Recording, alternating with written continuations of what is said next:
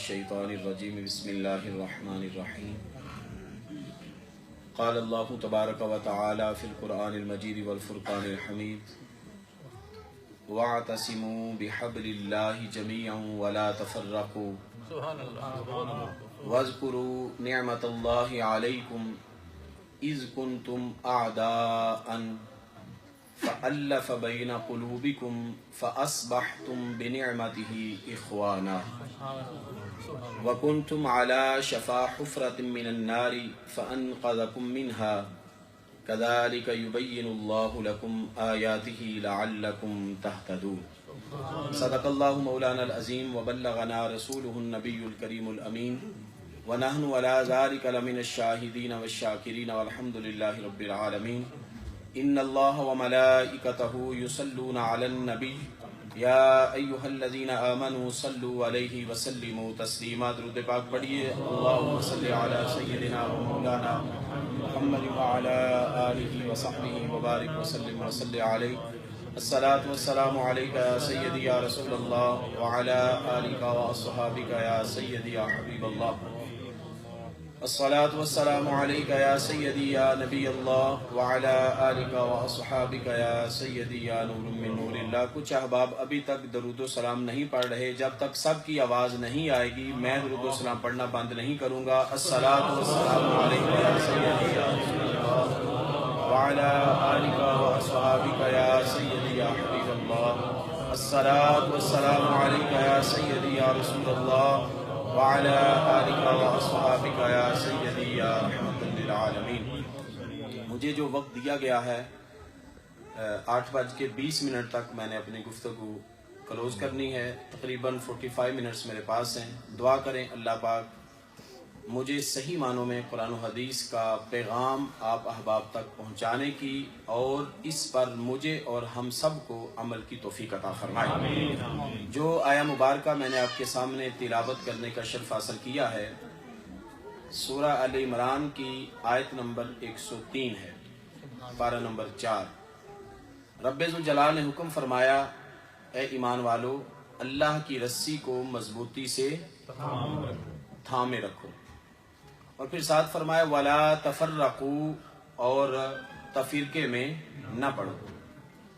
وَاذْكُرُوا نِعْمَةَ اللَّهِ عَلَيْكُمْ اور پھر فرمایا یاد کرو اللہ کی وہ نعمت اِذْ كُنْتُمْ أَعْدَاءً کہ جب تم دشمن تھے فَأَلَّفَ بَيْنَ قُلُوبِكُمْ تو اللہ نے تمہارے دلوں میں محبت اور الفت کو ڈال دیا. پھر کیا ہوا فَأَصْبَحْتُمْ بِنِعْمَتِهِ إِخْوَانًا تو پھر تم اللہ کی اس نعمت کی وجہ سے آپس میں بھائی بھائی بن گئے. پھر فرمایا حقیقت بھی بتلا دی وَكُنْتُمْ عَلَى شَفَا حُفْرَةٍ مِّنَ النَّارِ تمہارا حال تو یہ تھا کہ تم دوزخ کے گڑھے کے قریب تھے، دوزخ کے کنارے پر پہنچ چکے تھے. پھر کیا ہوا مولا نے کرم کیا فَأَنْقَذَكُمْ مِنْهَا تو اللہ نے تمہیں دوزخ سے بچا لیا. كَذَلِكَ يُبَيِّنُ اللَّهُ لَكُمْ آيَاتِهِ لَعَلَّكُمْ تَهْتَدُونَ اسی طرح اللہ اپنی آیتوں کو بیان کرتا ہے تاکہ تم ہدایت یافتہ ہو جاؤ. یہ سورہ آل عمران کی آیت نمبر 103 جس کا میں نے ترجمہ ابھی آپ احباب کے سامنے پڑھا. میں آج کی اس خوبصورت پروگرام پر جناب حضرت علامہ مولانا قاری خالد رضا قادری صاحب کو اور آپ کی پوری ٹیم کو مبارکباد پیش کرتا ہوں.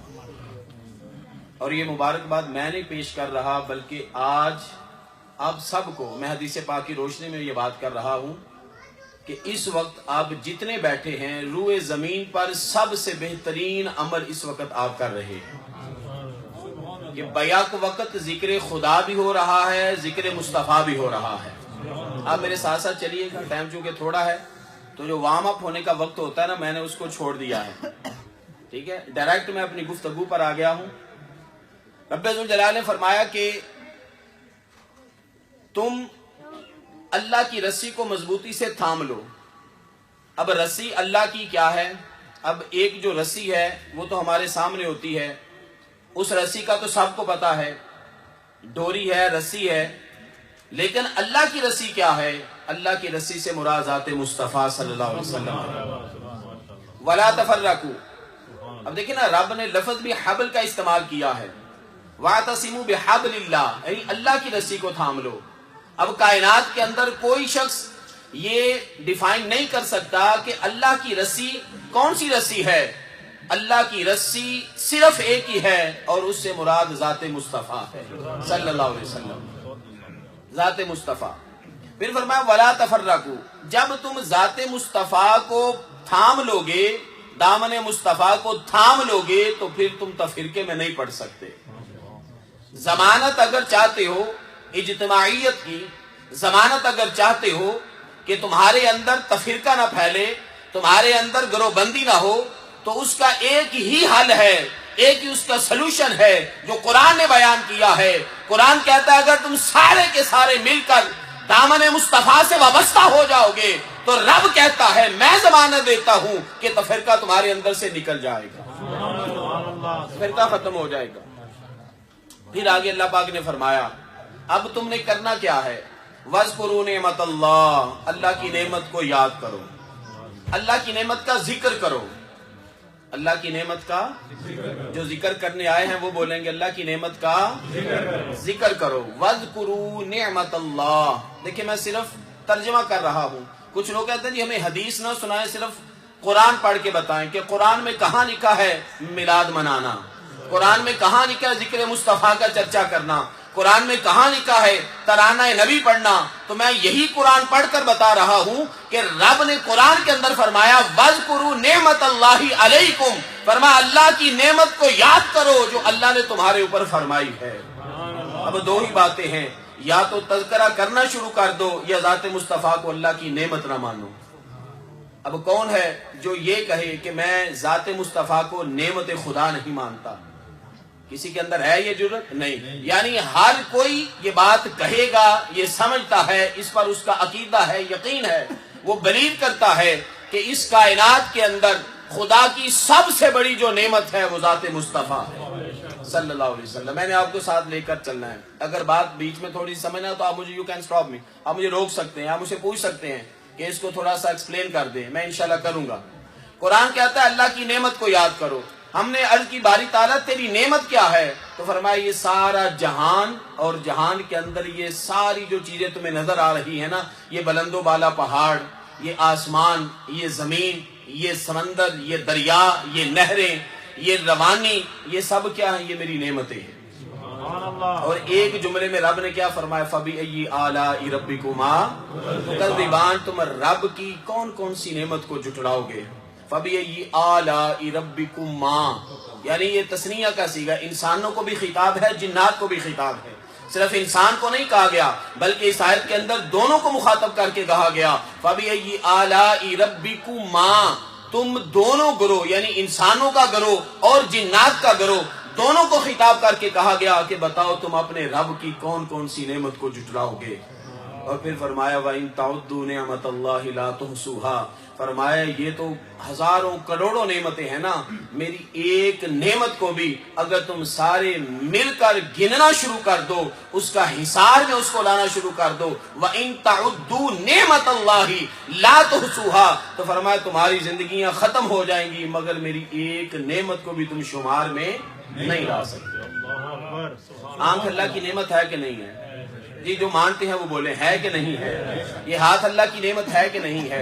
یہ دو پاؤں اللہ کی نعمت ہے، یہ کان اللہ کی نعمت، یہ سارا وجود اللہ کی نعمت، والدین اللہ کی نعمت، اولاد اللہ کی نعمت، رشتہ دار اللہ کی نعمت، اچھے دوست احباب اللہ کی نعمت۔ تو یہ ساری کائنات کے اندر جو اللہ رب العزت نے ہمیں یہ خوبصورت رشتے عطا کیے ہیں، یہ بھی رب کی نعمتیں ہیں، لیکن رب کہتا ہے ان کو تو تم گن لیتے ہو، ختم ہو جاتی ہیں، ایک نعمت ایسی ہے کہ جس کو تم گن ہی نہیں سکتے، اس کا شمار ہی نہیں لا سکتے۔ مولا وہ کون سی نعمت ہے؟ تو آواز یہ آتی ہے، فرمایا یہ جو وَإِن تَعُدُّوا نِعْمَتَ اللَّهِ لَا تُحْصُوهَا، یہ جو میں فرما رہا ہوں تو یہ فرمان میرا ذات مصطفیٰ کے لیے ہے کہ اگر ساری زندگی میرے مصطفیٰ کی اگر تم شکر بجاوری لانا شروع کر دو تو تمہاری زندگیاں ختم ہو جائیں گی، مگر میرے مصطفیٰ کے احسان تم پر اتنے ہیں کہ تم ان احسان کو ادا نہیں کر سکتے۔ وَإِن تَعُدُّوا نِعْمَةَ اللَّهِ لَا تُحْصُوهَا،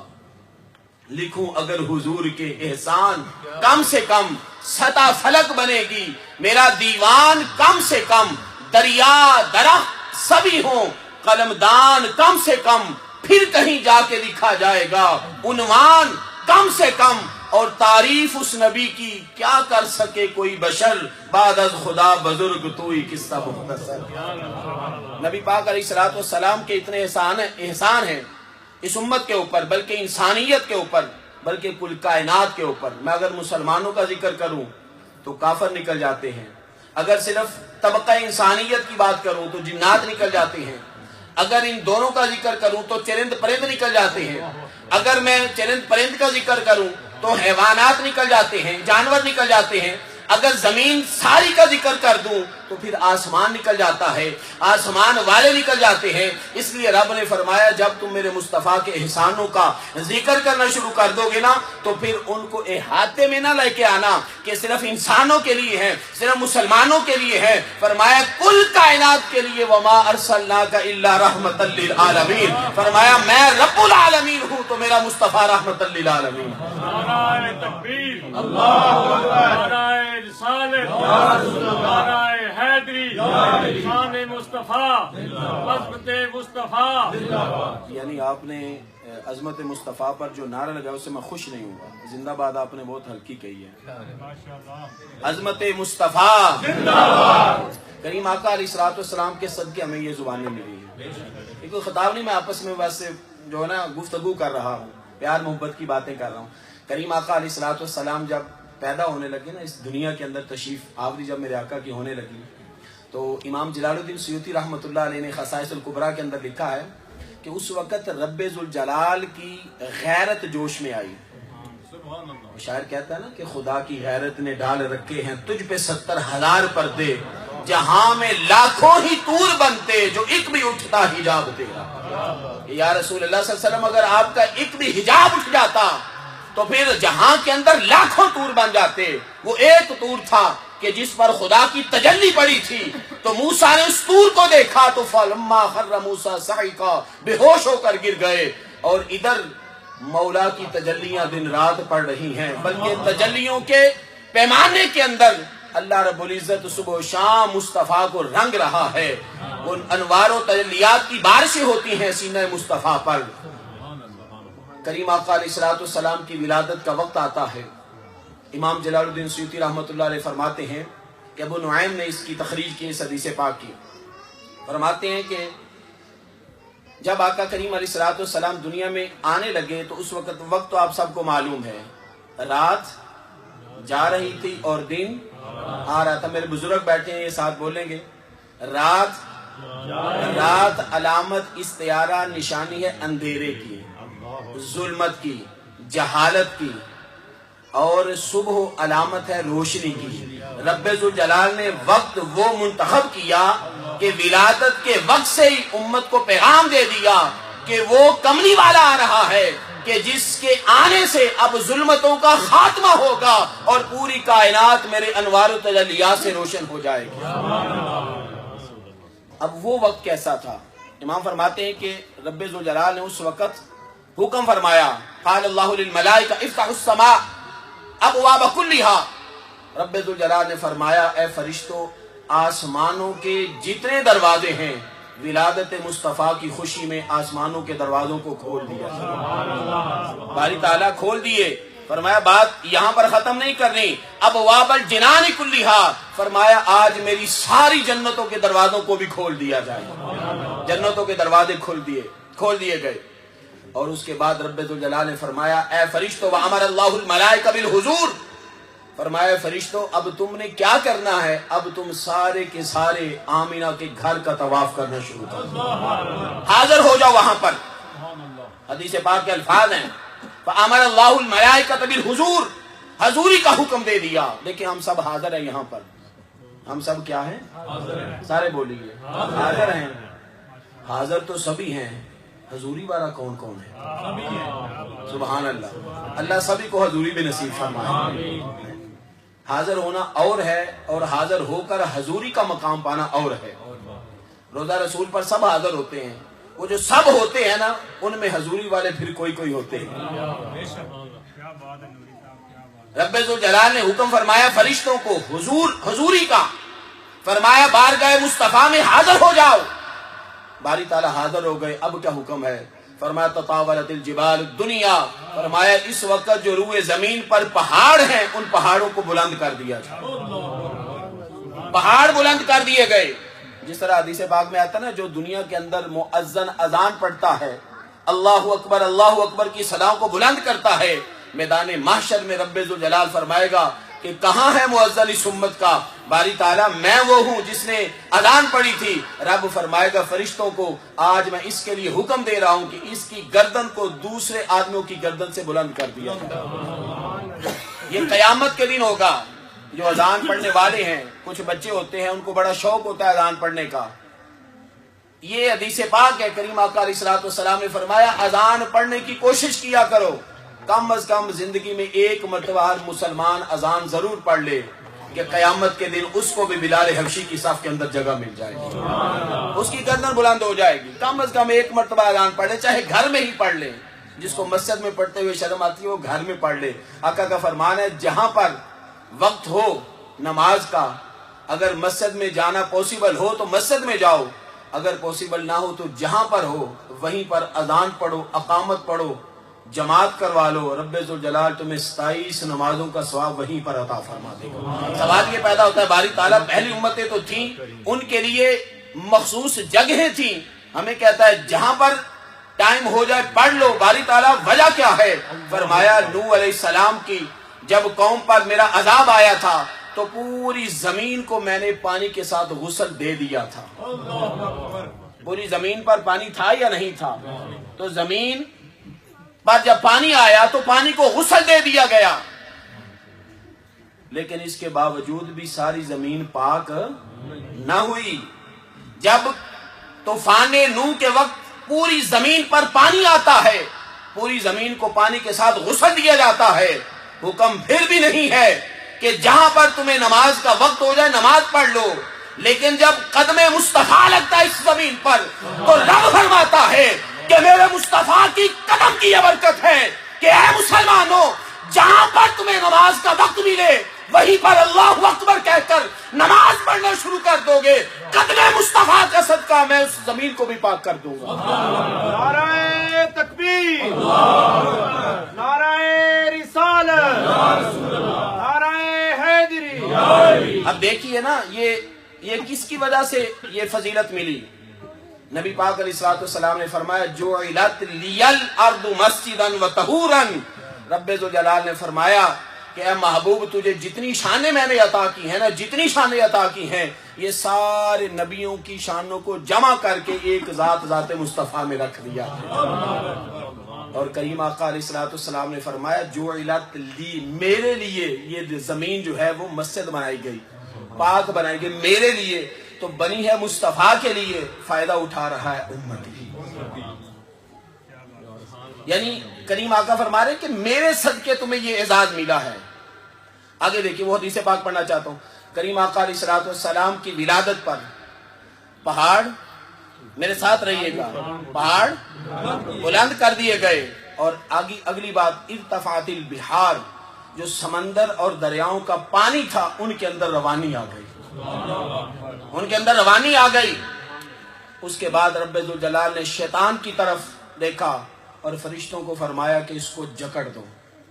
جب ماہ رمضان آتا ہے تو آپ کو ہر کوئی بتاتا ہے کہ شیطان کو جکڑ دیا گیا، شیطان کو زنجیریں لگا دی گئیں. لیکن دوستان محترم یہ آمد مصطفیٰ کی بہاریں ہیں کہ رب ذوالجلال نے رمضان کے اندر شیطان کو بعد میں جکڑا تھا. خدا کی عزت کی قسم ولادت مصطفیٰ کے وقت شیطان کو پہلے جکڑا گیا تھا. انصاف کی بات یہ ہے کہ ماہ رمضان کے اندر شیطان کو زنجیریں پہنائی جاتی ہیں. یہ حدیث بعد میں بیان کیا کرو، پہلے یہ بیان کیا کرو کہ جس کے صدقے سے ماہ رمضان ملا ہے، جب اس نبی کی ولادت کا وقت تھا تو اس وقت 70 زنجیریں شیطان کو جو ہیں وہ پہنائی گئی اور اس کو 70 زنجیروں کے ساتھ جکڑا گیا۔ اور پھر کیا ہوا؟ لقیا منکوسا فی لجۃ البحر الخضراء، بحر خضراء کے اندر اس کو الٹا لٹکا دیا گیا، شیطان کو الٹا لٹکا دیا گیا، شیطان کی موت آ گئی، شیطان مر گیا تھا اس وقت۔ شیطان اس وقت مایوس ہوا تھا کیونکہ پہلے جو بھی نبی آتا توحید کا درس دیتا، جب وہ اس نبی کا انتقال ہوتا، وصال ہوتا، وہ نبی اپنے مال کے حقیقی کی بارگاہ میں اعلیٰ زندگی پانے کے لیے جاتا تو شیطان کو ہوپ مل جاتی، حوصلہ مل جاتا، شیطان پھر سے ہوپفل ہو جاتا کہ اب پھر سے میں اس امت کو شرک کے اندر مبتلا کر دوں گا۔ لیکن جب آمد ہوئی نا میرے مصطفیٰ کی، جب ولادت ہوئی نا آمینہ کے لال کی، جب آیا نا حلیمہ کا چاند اس زمین کے اوپر، تو پھر شیطان بھی مایوس ہو گیا، شیطان بھی رونے لگ پڑا۔ خدا کی عزت کی قسم، اس وقت سب سے زیادہ جس کو دکھ ہوا تھا نا وہ شیطان تھا۔ اس لیے تو اعلیٰ حضرت بریلی کا تاجدار کہتا ہے نا کہ نثار تیری چہل پہل پہ ہزاروں عیدیں ربیع الاول، سوائے ابلیس کے جہاں میں سبھی تو خوشیاں منا رہے ہیں، سوائے ابلیس کے۔ یعنی اس وقت بھی ایسا ہی ہوا، کائنات کا کوئی ذرہ ایسا نہیں تھا کہ جہاں پر خوشی کا سما نہیں تھا، وہاں پر غم کی کیفیت تھی تو صرف شیطان کے اوپر تھی، ابلیس کے اوپر تھی۔ حدیث پڑھیے آپ، میں آپ کو دعوت فکر دیتا ہوں، پڑھیے حدیث۔ اب کیا ہوا؟ جب شیطان کو زنجیریں پہنا دی گئی، اب رب ذوالجلال نے فرمایا کہ جنت بھی سج گئی، آسمانوں کے دروازے بھی کھول دیے گئے، سمندروں کے اندر بھی روانی آ گئی، پہاڑ بھی بلند ہو گئے۔ فرمایا اب یہ کرو کہ جو سورج ہے نا جو روشنی دیتا ہے، البست الشمس نورا عظیما، فرمایا آج سورج کی روشنی کو بھی زیادہ کر دو، سورج کی روشنی بھی پہلے سے زیادہ ہو گئی۔ اس طرح کے واقعات روز روز رونما نہیں ہوتے۔ اب جب سورج کو روشنی زیادہ دے دی گئی، اما آمینہ کیا فرماتی ہیں جب میں نے چاند سے بڑھ کر حسین بیٹے کو جنم دیا نا تو پھر میں نے کیا دیکھا؟ رأیت قصور شامی، میں مکے کے اندر گھر کے اندر تھی، چار دیواری کے اندر تھی، لیکن اتنا نور پھیلا کہ وہ نور دیواروں کو، وہ صحراؤں کو، وہ درختوں کو چیرتا ہوا وہ ملک شام تک پہنچ گیا۔ اور اما آمنہ فرماتی ہیں میں نے گھر میں بیٹھے بیٹھے شام کے محلات تک لیے۔ اور پھر وقد کان اللہ ذالک، پھر اس سال کیا ہوا؟ رب ذوالجلال نے امر اللہ النساء الدنیا ان یحملن ذکورا کرامت محمد صلی اللہ علیہ وسلم۔ پھر اس سال جو عورتیں حاملہ تھیں، پریگننٹ تھی جو خواتین، رب ذوالجلال کے حکم سے اس سال پھر ساری عورتوں کو رب ذوالجلال نے بیٹے عطا فرمائے۔ اور ایک وجہ لکھی ہے یہاں پر، وہ کیا ہے؟ ان یحملن ذکورا کرامت محمد صلی اللہ علیہ وسلم۔ فرمائے یہ جو آج بیٹوں کی خیرات سب کو مل رہی ہے نا، یہ بھی آمد مصطفیٰ کی برکت ہے، یہ آمد مصطفیٰ کا صدقہ ہے۔ کرامت محمد صلی اللہ علیہ وسلم، عزت کا شرف ہے۔ نبی پاک علیہ الصلوۃ والسلام کی تشریف آوری، خواتین جو تھیں ان کے چہروں کے اوپر حشاشیت کا کام کر گئی، حشاش بشاش چہرے ہو گئے، سب گھروں کے اندر خوشی کا سما تھا۔ یعنی وہ مشرک تھے، لوگ وہ مشرک تھے۔ اب رب ذوالجلال نے یہ بھی پسند نہیں کیا کہ میرے مصطفیٰ کی ولادت کے دن کسی مشرک کے گھر کے اندر بھی غم کی کیفیت ہو جائے، کوئی کافر پریشان ہو جائے۔ اس کو کہتے ہیں محبت، اس کو کہتے ہیں محبت۔ نبی کریم علیہ الصلوۃ والسلام کی ولادت پر اب یہ تو الوہی انتظام تھا۔ آپ کے دادا جان، کیا نام ہے آپ کے دادا جان کا؟ حضرت عبد المطلب رضی اللہ تعالی عنہ، آپ کے دادا جان۔ اب جب اس طرح کی یہ بزرگ میرے بیٹھے ہیں، جب اس طرح کی کیفیت ہوتی ہے نا تو جو ہسبینڈ ہوتا ہے نا، ہسبینڈ، ممکن ہے کہ اس کو نیند آ جائے، لیکن جو ہونے والے بچے کا دادا ہوتا ہے نا اس کو نیند نہیں آتی۔ وہ کیا کرتا ہے؟ وہ مصلی بچھاتا ہے، وہ رب کی بارگاہ میں دعائیں کرتا ہے، وہ التجائیں کرتا ہے۔ اور اگر اس وقت ہونے والے بچے کا باپ سر پر نہ ہو تو پھر اس دادا کی کیفیت اور بھی زیادہ ہو جاتی ہے۔ اب دوستان محترم، یہی حال وہاں پر ہے۔ مکہ کی وادی ہے، حتیم کعبہ کے گرد، خانہ کعبہ کے پاس، بیت اللہ کی دیواروں کے پاس سیدنا عبد المطلب رضی اللہ تعالیٰ عنہ طواف کر رہے ہیں۔ تہجد کا وقت ہے، رات جا رہی ہے، دن آ رہا ہے۔ آپ جب طواف کعبہ کر رہے ہیں تو حتیٰ سمیت، آپ فرماتے ہیں میں نے سنا صوتاً، ایک آواز کو، وہ جدار الکعبہ تھی، وہ آواز کعبے کی دیواروں سے آ رہی تھی، اور وہ آواز کیا تھی؟ ولد المصطفیٰ، ولد المصطفیٰ، ولد المصطفیٰ۔ آج اس کائنات کے اندر بتوں سے پاک کرنے والا آج محمد آ گیا۔ نعرہ تکبیر، نعرہ رسالت، یا رسول اللہ، حیدری۔ ابھی آپ کے دادا جان، اب آپ کے دادا جان سیدنا عبد المطلب فرما رہے ہیں کہ میں نے دیوار کعبہ سے یہ آواز سنی، یعنی کعبہ بھی وجد میں تھا، کعبہ بھی جھوم رہا تھا، کعبہ بھی خوشیاں منا رہا تھا۔ مومنوں خوشیاں مناؤ، کملی والا آ گیا، رب سلم گنگناؤ، کملی والا آ گیا۔ یہ نعرہ سب سے پہلے کعبہ کی دیواروں نے بلند کیا تھا۔ اب آپ کہیں گے کہ ہاؤ اٹ از پاسبل کہ دیواریں بولتی ہیں؟ ہم نے کبھی نہیں سنا دیواروں کو۔ بھائی سننے والے کان اگر عبد المطلب جیسے ہونا اور بولنے والی دیوار کعبے کی ہو تو پھر کعبے کی دیوار سے آواز بھی آتی ہے، اور عبد المطلب اس آواز کو سننا بھی جانتے ہیں۔ کریم آقا علیہ الصلوۃ والسلام کی ولادت کا وقت ہے، فرماتے این اسی وقت مجھے میری بیٹی آمینہ کے گھر سے ندا ملتی ہے، صدا بلند ہوتی ہے، عبد المطلب مبارک ہو، اللہ نے آپ کو پوتا دیا ہے۔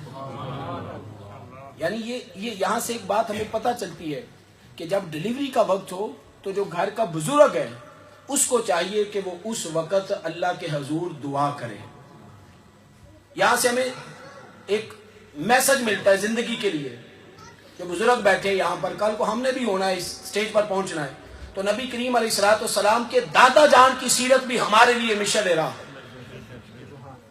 اب ولادت ہو گئی، حضرت حلیمہ سعدیہ آ گئی، حجر اسود جس کو چومنے کے لیے نا آج ساری دنیا، چاہے اس کا تعلق کسی بھی فرقے سے ہے، وہ حجر اسود کو چومنے کی بھرپور کوشش کرتا ہے۔ جتنے بیٹھے میری دعا اللہ پاک سب کو حجر اسود کا بوسہ عطا فرمائے، سب کے مقدروں میں یہ ہو جائے۔ حضرت حلیمہ سعدیہ فرماتی ہیں میں آئی تو تھی، بنو سعد آپ کا جو قبیلہ تھا، وہاں سے میں آئی تو تھی، میں نے کہا چلو آئی ہوں تو اسی بہانے خانے کعبے کا طواف بھی کر لوں۔ کچھ لوگ کہتے ہیں جی حضرت حلیمہ سعدیہ کا اس وقت ایمان نہیں تھا۔ میں کہتا ہوں اگر ایمان نہ ہوتا نا تو وہ کعبے کا طواف کرنے کعبے نہ آتی، وہ کعبے نہ آتی۔ یعنی رب نے یہ گوارا ہی نہیں کیا کہ میرا محبوب اس گھر جائے جس گھر کے اندر کفر ہے، جس گھر کے اندر شرک ہے، وہاں پر رب نے مصطفیٰ کو بھیجنا ہی گوارا نہیں کیا۔ تو حضرت حلیمہ سعدیہ آئی ہیں کس کے لیے؟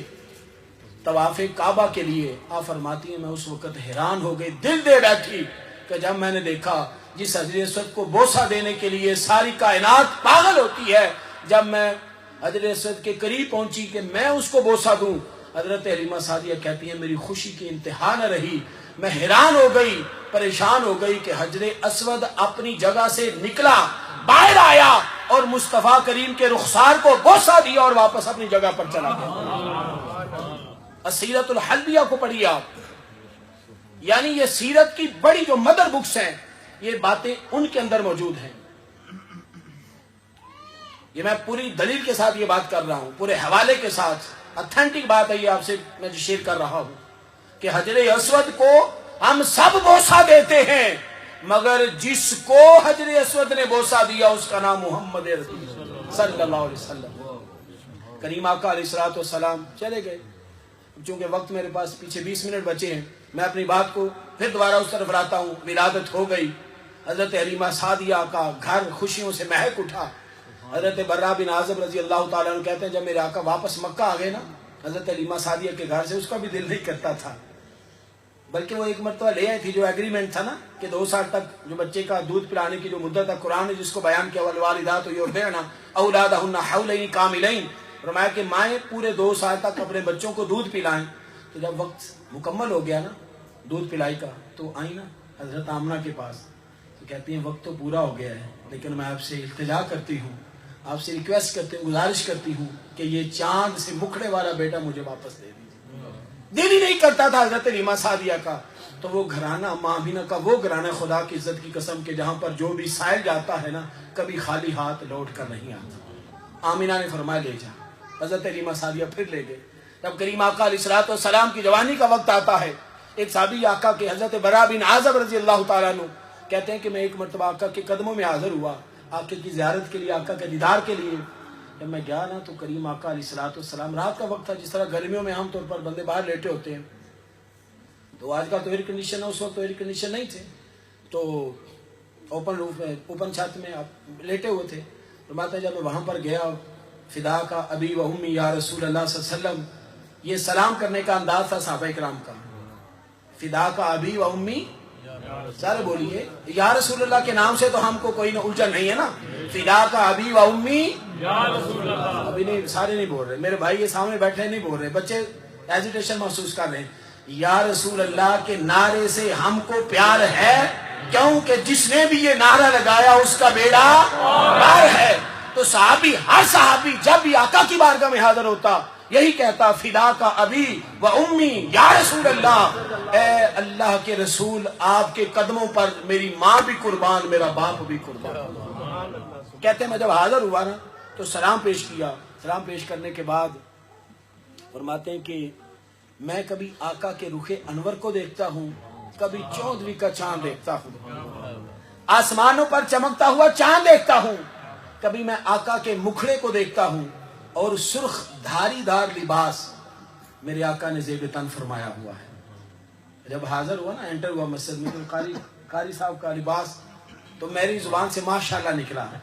میں نے کہا جتنے خوبصورت ہیں لباس بھی اتنا ہی خوبصورت ہے جتنے خوبصورت ہے اللہ نے آواز بھی اتنی پیاری دی ہے تو جھلک نظر آتی ہے. کریم آقا علیہ الصلوۃ والسلام کے چہرے کو دیکھا تو حضرت برا بن عازب رضی اللہ تعالیٰ عنہ فرماتے ہیں کہ میں آسمان کے چاند کو دیکھتا ہوں کبھی آقا کے مکھڑے کی طرف دیکھتا ہوں. صحابی کا عقیدہ بیان کرنے لگا ہوں جو کہتے ہیں کہ ہم نے صحابہ کے علاوہ کسی کو فالو نہیں کرنا ان کے لیے یہ بات کر رہا ہوں کہ حضرت برا بن عازب کہتے ہیں میں اس نتیجے پر پہنچا کہ آسمانوں پر جو چاند چمک رہا تھا وہ بھی خیرات تھی حسن مصطفیٰ کی. اس چاند کو جو چاندنی ملی اس چاند کو جو روشنی ملی یہ آقا کے قدموں کی خیرات تھی.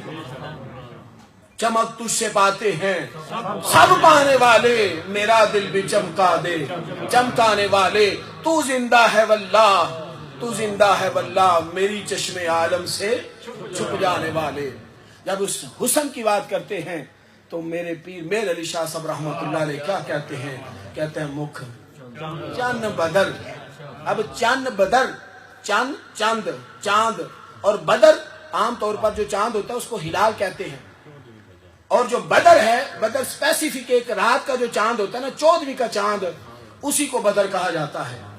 نہ پہلی تاریخ کے چاند کو بدر کہا جاتا ہے نہ 30ویں اور 29 تاریخ کا جو چاند ہے اس کو بدر کہا جاتا ہے. بدر صرف 14ویں کے چاند کو کہا جاتا ہے کیونکہ پوری آب و تاب کے ساتھ چمک رہا ہوتا ہے. میں کہتا ہوں تو آج ان بچیوں سے ہی سبق سیکھ لے کہ جب میرے آقا نے مکہ سے مدینہ کی طرف ہجرت فرمائی تھی تو وہاں پر بچیاں کھڑے ہو کر کیا پڑھ رہی تھی طلع البدر علینا. ارے تجھ سے زیادہ تو سمجھدار وہ بچیاں تھی قبیلہ بنو نجار کی کہ جنہوں نے آقا کریم علیہ الصلوۃ والسلام کی ولادت پر خوشی کا اظہار کیا تھا آمد مصطفیٰ کے نعرے لگائے تھے. میں یہ کر رہا ہوں کہ آقا کی ولادت پر خوش ہونا آقا کی آمد پر خوش ہونا یہ قرون اولا سے چلتا آ رہا ہے. یہ اللہ کی سنت ہے اللہ کے محبوب علیہ الصلوۃ والسلام کے صحابہ کی سنت ہے اور مدینہ کے اندر رہنے والی چھوٹی چھوٹی بچیوں کی سنت ہے. اب کریم آقا علیہ الصلوۃ والسلام کے صحابی کہتے ہیں کہ جب میں نے چہرے کو دیکھا تو اس کی عکاسی پیر میر علی شاہ صاحب نے کیا کی کہ چاند مکھ بدر شاہ شانی ہے متھے چمک دی لاٹ نورانی ہے کالی زلف تے اکھ مستانی ہے مخمور اکھی ہیں مد بھریاں. اور حضرت احسان بن ثابت نے تو قلم ہی توڑ دیا نا یہ لکھ کے کہ واحسن من قلم ترکت تو عینی. بات لمبی ہے بس اسی ایک مصرے کو بیان کرتا ہوں. یا رسول اللہ صلی اللہ علیہ وسلم آپ سے بڑھ کر حسین و جمیل اس کائنات کے اندر میں نے نہیں دیکھا. میرے آقا نے یہ نہیں فرمایا حسان غلو کر رہا ہے حسان حد سے زیادہ تعریف کر رہا ہے آج لوگ یہ حدیث پڑھ کر سناتے ہیں، میں کہتا ہوں تم حدیث سناتے ہو، ارے جس کی حدیث ہے وہ سامنے بیٹھ کر حضرت حسان بن ثابت سے اپنی تعریف سنتا ہے. تم منع کرتے ہو، تم کہتے ہو کہ مسجد کے اندر صرف اللہ کا ذکر ہو. ارے بھول گئے وہ ممبر کہ جس ممبر جیسا کائنات کے اندر کوئی ممبر نہیں ہے، اور بھول گئے وہ مسجد کہ جس مسجد کے اندر ایک نماز پڑھو تو 50,000 نمازوں کا ثواب ملتا ہے. مسجد نبوی ہے.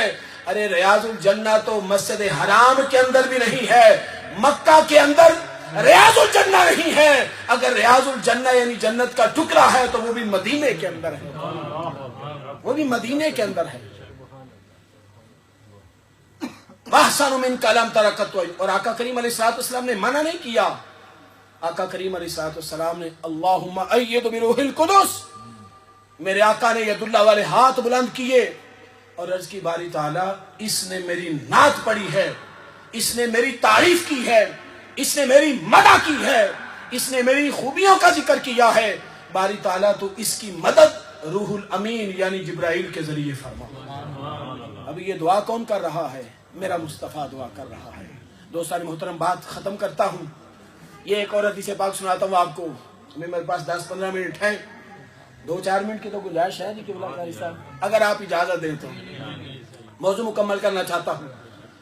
آقا کریم علیہ السلام مسجد نبوی میں آئے. میں جس مسجد کا ذکر کر رہا ہوں، صحابہ کرام کو دیکھا بیٹھے ہوئے ہیں جس طرح آپ بیٹھے ہیں. مسجد میں بیٹھنا صحابہ کی سنت ہے. مسجد میں بیٹھنا کس کی سنت ہے؟ صحابہ کی. اور بیٹھ کر ذکر مصطفیٰ کرنا یہ بھی محبوب کے غلاموں کی سنت ہے، صحابہ کی سنت ہے. مسجد میں بیٹھنا بھی صحابہ کی سنت، اور مسجد میں بیٹھ کر مصطفیٰ کا ذکر کرنا یہ بھی صحابہ کی سنت. خوشی نہیں ہو؟ اتنی بڑی حدیث میں نے آپ کو سنائی. اچھا ابھی آپ خوش ہوں گے، ابھی خوش ہوں گے. بندہ وہ لالچی ہے نا، لیکن وہ کہتے ہیں گریڈ از کرس، لالچ بری بلا ہے. لیکن جب دین کے معاملے میں آ جائے نا تو پھر لالچ کرنی چاہیے.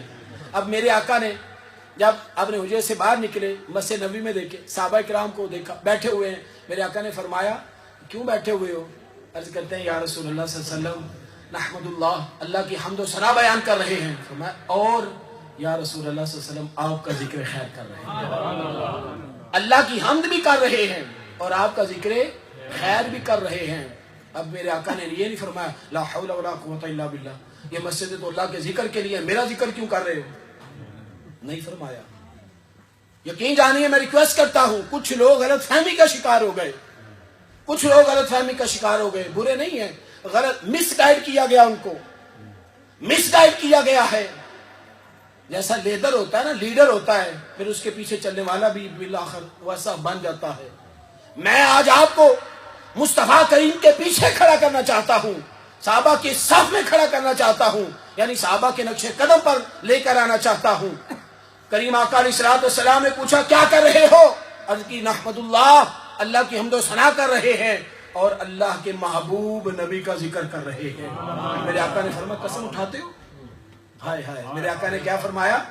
قسم اٹھاتے ہو؟ چوک قسم. جدو سانو کسی گل کرنا ہو نا ویریفائی انہوں چوک قسم. انہوں نے کہا واللہ، سب صحابہ نے کہا واللہ. واللہ واو لگا دیں تو پھر یہ قسم واو قسمی ہے. واللہ، اللہ کی قسم، ہمارا یہاں بیٹھنے کا کوئی دوسرا مقصد نہیں ہے، صرف ایک ہی مقصد ہے، یہ ذکر خدا ہے، یہ ذکر مصطفیٰ. اب یہاں تک میں آپ کو ساتھ لے کر چلتا ہوں. آپ جتنے بیٹھے ہیں کیا آپ کا ان دو کے علاوہ کوئی اور مقصد ہے؟ بولیے نا. یا ہم نے ذکر خدا کیا ہے یا ذکر مصطفیٰ کیا ہے. اب میرے آقا نے جب صحابہ کی زبانوں سے یہ سن لیا کہ خدا کی عزت کی قسم ہم یا ذکر خدا کرنے بیٹھے ہیں یا ذکر مصطفیٰ کرنے بیٹھے ہیں، میرے آقا مسکرائے. آپ بھی مسکرائیے. میرے آقا مسکرائے، تبسم سمائل پاس کیجئے. آپ بس سمائل ہم اسی وقت پاس کرتے ہیں جب تصویر بنانی ہو. یہ بھی تصویریں بن رہی ہیں، یہ کرامن کاتبین بیٹھے تصویریں بنا رہے ہیں. یہ جو ذکر مصطفیٰ سن کے سمائل پاس کرتا ہے نا، خدا کی عزت کی قسم قیامت والے دن فسوف یحاسب حسابا یسیرا، قیامت کے دن اس کو نامہ اعمال دائیں ہاتھ میں تھمایا جائے گا. اب تو سمائل پاس کیجیے. سبحان اللہ. کریم آقا علیہ السلام نے مسکرائے، آپ تبسم فرمایا. میرے آقا نے فرمایا، صحابہ نے عرض کی یا رسول اللہ why are you laughing, کیوں تبسم فرما رہے ہیں, کیوں لاف کر رہے ہیں, لافنگ کر رہے ہیں؟ میرے آقا نے فرمایا اتانی جبرائیل, صحابہ ابھی ابھی میرے پاس جبرائیل آئے تھے, اتانی جبرائیل, ابھی ابھی جبرائیل آئے تھے. یا رسول اللہ, رب کا قرآن لے کر آئے تھے, وحی لے کر آئے تھے, 114 سورتوں میں سے کوئی سورت لے کر آئے؟ میرے آقا نے فرمایا نہیں, آج جبرائیل رب کا قرآن لے کر نہیں آئے بلکہ مصطفیٰ کا ذکر کرنے والوں کے لیے خوشخبری کا پیغام لے کر آئے. یا رسول اللہ صلی اللہ علیہ وسلم وہ کیا ہے؟ میرے آقا نے پڑھ کر سنایا. اب جو میرے آقا کی زبان پر یقین اور اعتبار کرتا ہے وہ آج کے بعد ساری زندگی جب میلاد مصطفیٰ کا مہینہ آئے, جب میلاد مصطفیٰ کا وقت آئے, میلاد مصطفیٰ کے لیے اس کو دعوت دی جائے تو پھر خوشی خوشی شریک ہوگا. میرے آقا نے فرمایا جبریل آئے تھے, انہوں نے آ کر یہ کہا تھا ان اللہ یباہی بکم الملائکہ, اے جبرائیل جا کر میرے مصطفیٰ سے کہہ دیجئے کہ محبوب آپ کے جو غلام بیٹھ کر آپ کا ذکر کر رہے ہیں, آپ کی ولادت کا ذکر کر رہے ہیں, آپ کے حسن کا ذکر کر رہے ہیں, آپ کی نبوت کا ذکر کر رہے ہیں, آپ پر اترنے والے قرآن کا ذکر کر رہے ہیں, ان سب پر میں اتنا راضی ہو گیا, اتنا راضی ہو گیا کہ ان سب پر میں رب ہو کر فخر کرتا ہوں, میں فخر کرتا ہوں. یباہی بکم الملائکہ, اور رب جب فخر کرتا ہے تو کس کے سامنے کرتا ہے؟ فرشتوں کے سامنے کرتا ہے. فرشتوں سے فرمایا دیکھو تم کہتے تھے کہ یہ انسان زمین پر جائے گا تو خون ریزی کرے گا, آج دیکھو یہی انسان مسجد کے اندر بیٹھ کر میرے مصطفیٰ کا ذکر کر رہا ہے. اب پتہ یہ چلا کہ ذکر مصطفیٰ کرنا سنت صحابہ ہے. سبحان اللہ. مسجد میں بیٹھ کر ذکر مصطفیٰ کرنا سنت صحابہ ہے, اور اس پر خوش ہونا سنت خدا بھی ہے, سنت مصطفیٰ بھی ہے. اب اور کیا گارنٹی چاہیے, اور کیا چاہیے ہمیں؟ میرے دامن میں یہی تھا جو میں نے بیان کر دیا. پھر بھی قرآن کی طرف لے کر آتا ہوں. شروع بھی بات میں نے قرآن سے کی, اس کا اختتام بھی میں قرآن سے کرتا ہوں. درمیان میں 2-3 حدیثیں آپ کو سنائیں. قرآن کے اندر کیا ہے؟ سورہ حدید, سورہ واقعہ کے بعد سورہ حدید. اگر ہم سورہ حدید کو پڑھیں, 12 نمبر 27 کے اندر ہے, سورہ رحمان کے بعد سورہ واقعہ کے بعد سورہ حدید. اس کے اندر اللہ رب العزت نے ایک ڈائیلاگ بیان کیا ہے قیامت کے دن کا. رب نے فرمایا جب جنتی جنت میں جانے لگیں گے اور دوزخی دوزخ میں جانے لگیں گے تو وہاں پر 2 گروہ بن جائیں گے, ایک ایمان والوں کا, ایک کلمہ پڑھنے کے باوجود ایمان میں داخل نہ ہونے والوں کا. اب آپ سمجھیے, میں نہیں کہہ رہا, یہ ڈیفائن کون کر رہا ہے؟ یہ قرآن اس کی ڈیفینیشن کر رہا ہے. قرآن نے کہا بسم اللہ الرحمن الرحیم, یوم یقول المنافقون والمنافقات للذین آمنوا, جب قیامت کا دن ہوگا نا تو ایمان والوں کے چہروں کو اللہ نور سے مالا مال کر دے گا. یہ نور ہمارے چہروں کو ملے گا, قرآن کہہ رہا ہے, قرآن کہہ رہا ہے. اور یہ نور, یہ بھی خیرات ہے نور مصطفیٰ کی. جو آج دنیا میں نور مصطفیٰ کو نہیں نہ مانتا وہ اس دن بھی اس نور سے محروم ہو جائے گا. تیری نسل پاک میں ہے, ہائے ہائے ہائے, آپ بولیں گے مجھے خوشی ہوگی, تیری نسل پاک میں ہے بچہ بچہ نور کا, تو ہے عین نور, تیرا سب گھرانہ نور کا. اب اس نور کا ذکر رب قرآن میں کر رہا ہے. 12 نمبر 27 ہے, سورہ تحریم ہے, غالباً اس کی آیت نمبر 13 ہے اگر میں بھول نہیں رہا. 12 سورہ تحریم, سورہ حدید, اس کی آیت نمبر 13, اس کے اندر اللہ پاک نے فرمایا کہ جب منافق ایمان والوں کو دیکھیں گے تو ایمان والوں کے چہروں پر رب نور کی برسات کر رہا ہوگا. پھر اس وقت منافق کہیں گے للذین آمنوا, ایمان والوں سے کہیں گے انظرونا, آج ہمیں بھی تھوڑا سا نور دے دو نا, ہائے ہائے ہائے, ہمیں بھی تھوڑا سا نور دے دو. اور نور کیسے مانگیں گے؟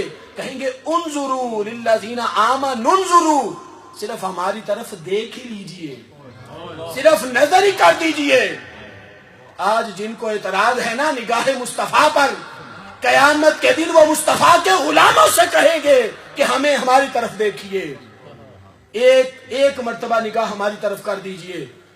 پھر قرآن کہتا ہے, قرآن اس ڈائلاگ کو بیان کرتا ہے, یوم یقول المنافقون والمنافقات للذین آمنوا انظرونا نقتبس من نورکم, منافق کہیں گے کہ ہم تھوڑا سا نور تمہارے نور سے لینا چاہتے ہیں، تھوڑا سا نور تمہارے نور سے دیکھیے من نورکم، قرآن نے یہ نہیں کہا کہ وہ کہیں گے کہ اللہ کے نور سے نور لینا چاہتے ہیں، وہ کہیں گے من نورکم، تمہارے نور سے لینا چاہتے ہیں۔ تو ایک بات تو کلیئر ہو گئی نا کہ قیامت کے دن رب ایمان والوں کو نور کی مالا پہنائے گا، من نورکم۔ پھر کیا کہا جائے گا؟ قیل ارجعوا وراءکم فالتمسوا نورا، کہا جائے گا آج تو دار العمل نہیں ہے، آج تو دار الجزا ہے، جو دنیا میں کر کے آئے ہو نا آج تو اسی کا بھگتنا پڑے گا۔ پھر وہ کہیں گے نہیں ہمیں تھوڑا سا نور دے دو نا تاکہ ہمارے لیے بھی روشنی ہو جائے، ہمیں بھی جنت میں داخلہ مل جائے۔ تو پھر کہا جائے گا ارجعوا وراءکم، پیچھے پلٹ جاؤ، فالتمسوا نورا، جاؤ نور لے کر آؤ۔ اب قرآن کیا کہتا ہے؟ قرآن نے بڑی خوبصورت بات کی ہے، قرآن نے کہا جب وہ واپس پلٹنے لگیں گے نا قیل ارجعوا وراءکم فضرب بینہم بسور لہ باب، پھر ان کے اور ایمان والوں کے درمیان ایک دیوار کھڑی کر دی جائے گی، باطنہ فیہ الرحمہ وظاہرہ من قبلہ العذاب، جس طرف مومن ہوں گے یعنی نور والے ہوں گے اس طرف اللہ کی رحمتیں اتریں گی، اور جس طرف وہ بدبخت منافق ہوں گے وہاں پر اللہ کا عذاب اترے گا۔